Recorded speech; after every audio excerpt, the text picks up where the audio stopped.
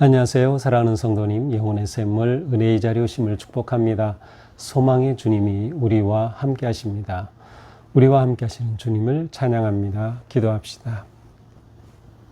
소망의 주님, 오늘도 저희들에게 복된 하루를 주셔서 주님의 은혜 안에 소망의 삶으로 인도하여 주시니 감사합니다.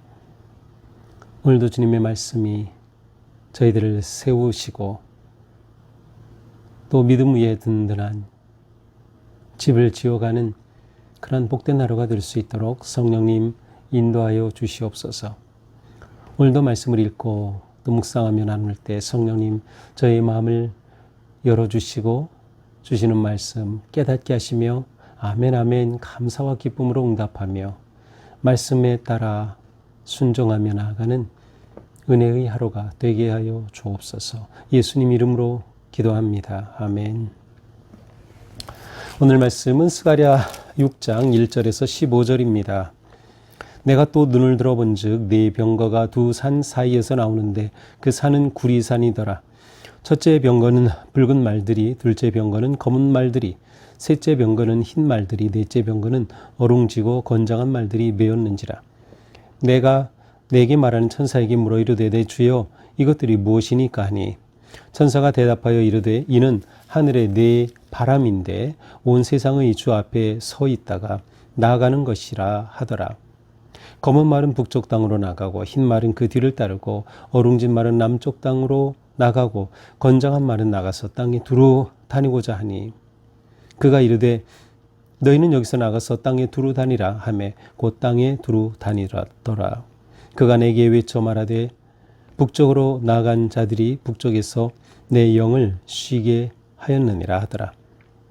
여호와의 말씀 내게 임하여 이르시되 사로잡힌 자 가운데 바벨론에서부터 돌아온 헬데와 도비야와 여다야가 스바냐의 아들 요시야의 집에 들어갔더니 너는 이날에 그 집에 들어가서 그들에게서 받되 은과 금을 받아 면류관을 만들어 여호사닥의 아들 대제사장 여호수아의 머리에 씌우고 말하여 이르기를 만군의 여호와께서 이같이 말씀하시되 보라 싹이라 이름하는 사람이 자기 곳에서 돋아나서 여호와의 전을 건축하리라.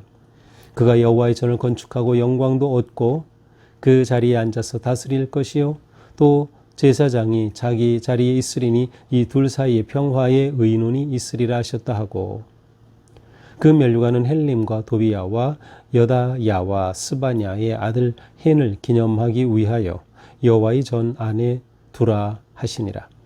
먼데 사람들이 와서 여호와의 전을 건축하리니 만군의 여호와께서 나를 너희에게 보내신 줄을 너희가 알리라. 너희가 만일 너희 하나님 여호와의 말씀을 들을진대 이같이 되리라. 아멘. 자, 스가랴에게 임한 8번째 환상입니다. 환상으로서는 이제 마지막 환상인데요. 자, 이번 8번째 환상은 무엇입니까? 눈을 들어본 즉 네 병거가 두 산 사이에서 나오는데 그 산은 구리산이다. 자, 네 병거가 두 산 사이에서 나오고 있어요. 그런데 이 두 산은 놋산이다. 구리산, 놋산이다. 이렇게 되어 있어요. 자, 그러면 이 네 병거가 어떤 병거입니까? 2절. 첫째 병거는 붉은 말들이, 둘째 병거는 검은 말들이, 셋째 병거는 흰 말들이, 넷째 병거는 어룽지고 건장한 말들이 메었는지라. 자, 네 병거가 나오는데 가만 보니까 한 병거는 붉은 말들이 끌고요. 또 한 병거는 검은 말들이 끌고 또 한 병거는 흰 말들이 끌고 또 한 병거는 얼룩 말들이 끌고 있습니다. 이제 3절에서 넷째 병거는 그 어룽지고 건장한 말들, 얼룩말이고 건장하다라고 하는데 사실 건장하다라는 것은 얼룩말만을 가리키는 것은 아니고 모든 말들을 다 건장하다라고 할 수 있는 그러한 표현입니다. 자, 그래서 두 산이라고 하는 이곳은 하나님의 처소입니다. 하나님이 계신 곳, 하나님이 거하시는 그곳. 흔히 예루살렘을 또 이렇게 표현하기도 하지만 하나님이 거하시는 곳이에요. 이곳에서 병거들이 나왔죠. 자, 이 병거들이 나와서 나오는 모습을 보고 이 스가랴가 천사에게 묻습니다. 뭐라고 합니까? 내 주여 이것들이 무엇입니까? 이 내 병거가 이렇게 나오는데 이게 무슨 뜻입니까? 라고 묻습니다. 그러자 천사가 대답하죠. 이는 하늘의 네 바람인데 온 세상이 주 앞에 서 있다가 나가는 것이다. 자, 하늘의 네 바람, 바람이라고 이렇게 되어 있는데 사실은 이제 숨이란 뜻도 있고요. 곧 영을 말합니다. 네 영. 어떤 그 영적인 존재를 말하는 것이죠. 이들은 주를 모셨던 자들이에요. 하나님의 산, 하나님이 처소에서 나왔어요. 그래서 주를 모셨던 자들인데 이들은 사명을 가지고 나온 것입니다. 그 사명은 무엇입니까? 검은 말은 북쪽, 흰 말은 그 뒤를 따르고 어룽진 말은 남쪽으로 가라. 그래서 북쪽과 남쪽으로 가서 두루 다니면서 감찰하는 것입니다. 7절에 보니까 건장한 말은 나가서 땅에 두루 다니고자 하니 이르되 너희는 여기서 나가서 땅에 두루 다니라 하며 그 땅에 두루 다니라. 자, 땅에 두루 다니는 그러한 목적으로 이 말들을 보낸 것이죠. 이 영들을 보낸 것입니다. 그런데 8절 그가 내게 외쳐 말하되 북쪽으로 나간 자들이 북쪽에서 내 영을 쉬게 하였느니라. 자, 북쪽으로 간 말들이 보낸 그 사명을 잘 완수를 했어요. 그래서 내 영을 쉬게 하였다. 그것을 이제 세번역에 보니까 아주 잘 의미를 살려서 번역했어요. 세번역에서는 내 마음이 시원케 하였다. 내 마음을 시원케 하였다. 이렇게 되어 있어요.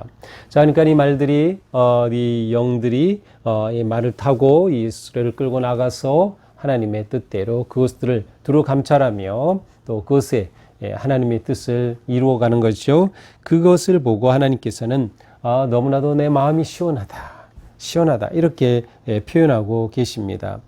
자, 이 어룽진 말들, 이 얼룩말, 그리고 이 붉은 말, 검은 말, 뭐 이러한 말들은 다 주를 모셨던 자들이에요. 그런데 이들이 하나님의 명을 따라서 나간 거죠. 영들이 나갔어요. 영적인 존재, 주의 사자라고도 할 수 있고요. 천사들이라고까지도 볼 수 있어요. 군사라고도 볼 수 있고. 그래서 이들이 나가서 주님의 뜻에 따라 순종하는 것이죠. 자, 북쪽으로 올라간다는 것은 이스라엘에서 북쪽은 무엇이에요? 바벨론이 있는 곳이에요. 바벨론 땅. 사실 또 남쪽으론 이집트라고 하는 곳이 있는 곳이에요. 그러니까 남쪽이나 북쪽은 다 이스라엘에 대적하는 또 이스라엘을 괴롭힌 그러한 나라들이죠. 어떻게 보면 세상의 그 악의 근거지라고도 볼 수 있는 것이에요. 바로 그런 곳으로 보내서 하나님의 뜻을 이루는 것이죠. 어떤 분들은 이 흰말을 간다라고 하는 것은 승리의 하나님을 나타내는 것이다 이렇게 표현하기도 하고요. 또 어룽진 말이 간다라는 것은 이건 기근과 심판이다 이렇게 또 이렇게 은유적으로 해석하는 그런 분들도 있어요. 그래서 하나님이 보낸 이 말들이 영들이 두루 다니면서 하나님의 뜻대로 심판하고 승리하는 그러한 것을 의미하는 것이다. 이렇게 보기도 합니다. 자, 여기서 중요한 것은 하나님께서 이 영들을 보내어서 이 병거들을 보내어서 그들을 심판하고 하나님의 뜻을 이루어 가시는 모습이에요. 하나님께서 이스라엘을 구원하시고 이 세상을 구원하시는 그러한 모습의 환상이었습니다. 자, 9절. 이제 여호와의 말씀이 내게 임하여 이제 하나님의 말씀이 또 스가랴에게 임했어요. 뭐라고 하십니까? 사로잡힌 자 가운데 바벨론에서부터 돌아온 헬데, 도비아, 여다야가 스바냐의 아들 요시아의 집에 들어갔나니. 자, 스바냐의 아들 요시아의 집에 누가 들어갔어요? 바벨론에서 포로에서 돌아온 헬데, 도비아, 여다야. 뭐 이들이 다는 아니죠. 대표적인 어떤 사람들이에요. 근데 이들이 스바냐 아들 요시아의 집에 들어갔으므로 너는 이날에 그 집에 들어가서 그들에게 받되. 자, 그러므로 바로 오늘 너는 그 집에 가서 그들에게 받아라.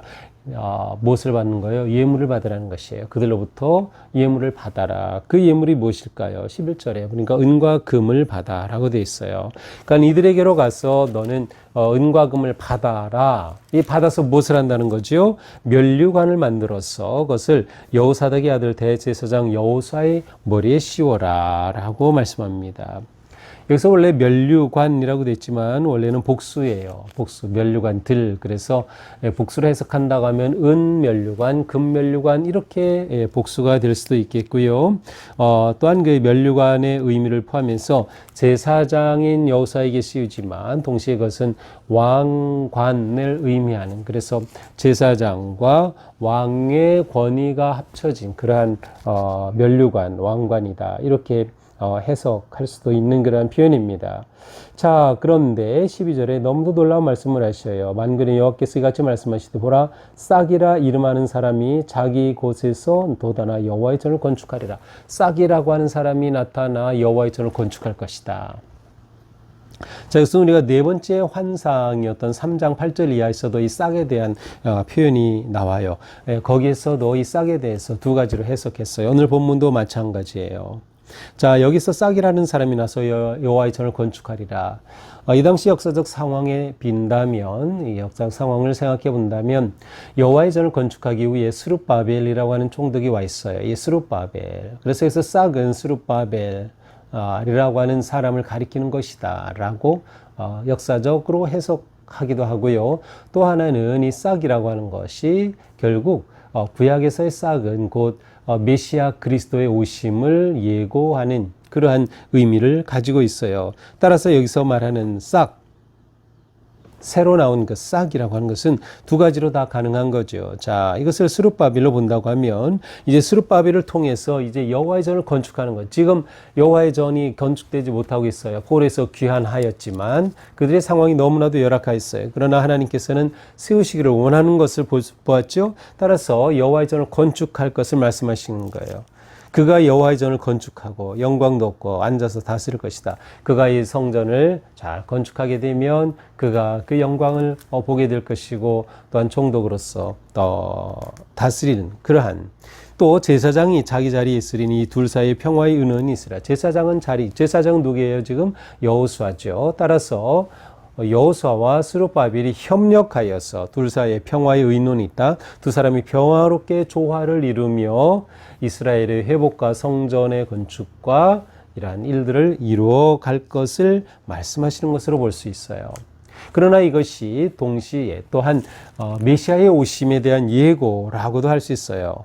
따라서 예수 그리스도가 누구시요? 성전이신 그리스도죠. 따라서 영적인 그리스도의 몸인 영적인 교회를 의미할 수도 있고요. 이렇게 그리스도께서 오심을 통하여 새로운 시대를 여시고 새로운 나라를 세우시는 것을 예고한 그런 예언의 말씀이라고도 볼 수 있어요. 이럴 경우라면 예수 그리스도는 어떤 분? 제사장의 직분도 가지고 계시고 왕의 직분도 가지고 계신, 그래서 이 둘 사이에 평화의 의논이 있다. 이것이 예수님이 가지신 그러한 왕권 또한 제사장의 직분, 이러한 것을 통합한 것을 의미하는 것으로 볼 수도 있어요. 그렇다면 바로 예수 그리스도 안에서 하나님의 거룩하신 뜻이 성취될 것에 대한 예고로 볼 수도 있겠죠. 자, 15절 먼데 사람들이 와서 여호와의 전을 건축할 것이다. 여기서 건축할 것이다는 도울 것이다. 그래서 먼데 사람들이 와서 도울 것이다. 그래서 그들의 성전 건축을 격려하는 그러한 말씀. 또한 메시아의 오심에 대한 그러한 소망의 말씀이라고 볼 수 있습니다. 만군의 여호와께서 나를 너희에게 보내신 줄을 너희가 알리라. 너희가 만일 너희 하나님 여호와의 말씀을 들을진대 이같이 되리라. 자, 이렇게 놀라운 하나님의 뜻에 따라 성전이 건축되면 정말 그 말씀이 정말 옳구나. 여호와의 말씀이 정말 옳구나 라고 고백할 것이라는 거죠. 자, 이 15절의 마지막은 그 세 번역은 이렇게 번역했어요. 너희가 주 하나님께 진심으로 순종하면 이 일이 이루어질 것이다. 그러니까 이렇게 성전이 세워지고 온전하게 회복되는 이러한 모습이 어떻게 이루어져요? 여호와께 진심으로 순종하면. 그래서 여기서 뭐라고 됐어요? 하나님 여호와의 말씀을 들을진대 여호와의 말씀에 순종할진대 이렇게 되리라, 성취할 것이다 라는 그러한 소망의 말씀이 바로 오늘 본문입니다. 자, 오늘의 본문은 이 싹이라고 하는 환상도 네 번째 환상에서 우리가 이미 본 적이 있어요. 또 이 말들의 이 환상은 첫 번째 환상에서도 우리가 본 것이죠. 어떻게 보면 맨 처음 또 맨 마지막 환상이 이렇게 서로 대칭적인 구조를 이루고 있으면서 이렇게 이 예언의 말씀을 보여주시는 것으로 볼 수도 있겠습니다. 자, 오늘 말씀은 새싹의 소망의 말씀, 새 시대의 여명이 열려지는 그러한 희망의 메시지입니다. 여기서 가장 중요한 것은 무엇이에요? 하나님이 다스리시고 통치하신다는 거예요. 하나님이 이 말들을 보내시는 거죠. 이 영들을 보내시는 거예요. 하나님의 사자들, 메신저들을 보내신다. 하나님이 다스리시고 통치하신다는 것을 보여줘요. 모든 땅을 통치하신다. 어느 나라든 통치하신다. 그러므로 오직 여호와 하나님만이 진정한 역사의 주인이 되시며 이 하나님께서 바로 이스라엘의 회복을 계획하시며 그들을 세우고 계심을 보여주고 있습니다. 또한 우리는 오늘 말씀을 통해 우리가 하나님의 마음을 시원케 하는 그러한 성도가 되자. 하나님의 마음을 시원케. 하나님께서 언제 시원케 마음이 시원하시겠어요? 우리가 하나님의 뜻에 잘 순종할 때 하나님은 너무나도 마음이 시원하시고 기쁘실 겁니다. 우리 가운데서 죄를 몰아내고 예수 그리스도의 십자가의 능력으로 죄가 사함을 받고 우리가 주님 앞에 바르고 건강하고 온전한 그런 성도로 세워져 순종하며 살아갈 때 하나님의 마음을 시원케 하는 그러한 복된 성도가 되는 것이죠. 또한 우리는 오직 예수님만이 참된 그리스도 메시아 되신다. 예수님이 새싹의 소망, 주님이 되신다라는 것. 그래서 우리는 언제나 예수 그리스도 안에서 소망과 회복과 치유와 은혜를 입게 되는 것이죠. 예수님이 진정한 왕이시며 제사장이시다. 우리에게 베푸시는 주님의 그 은혜를 감사하고 온전히 주님의 왕 되심을 높이며 경배하며 믿음으로 나아갈 때 우리의 삶이 하나님의 거룩한 자녀로서 하나님의 거룩한 뜻을 또 우리 삶 가운데 이루어지는 그 뜻을 이루어가는 그런 복된 성도들이 될 수 있기를 주님의 이름으로 축복합니다. 기도하겠습니다. 주님 감사합니다. 오늘도 말씀으로 저희들을 격려하여 주시고 소망을 주시니 감사합니다. 주님, 저희의 삶이 언제나 주님의 뜻에 순종하고 기쁨으로 나아갈 때 하나님의 마음을 아주 시원케 해드리는 저희의 삶이 되게 하여 주시옵소서. 예수 그리스도께서 우리의 진정한 메시아, 구원자, 제사장 되시며 중보자가 되심을 저희들이 믿고 주님의 그 은혜 안에 머무는 성도들이 될 수 있도록 오늘도 주님의 크신 능력으로 지키시고 인도하여 주시옵소서. 예수님 이름으로 기도합니다. 아멘. 네, 오늘도 주님의 다스리심 안에서 승리하는 하루가 되기를 축복합니다. 사랑합니다.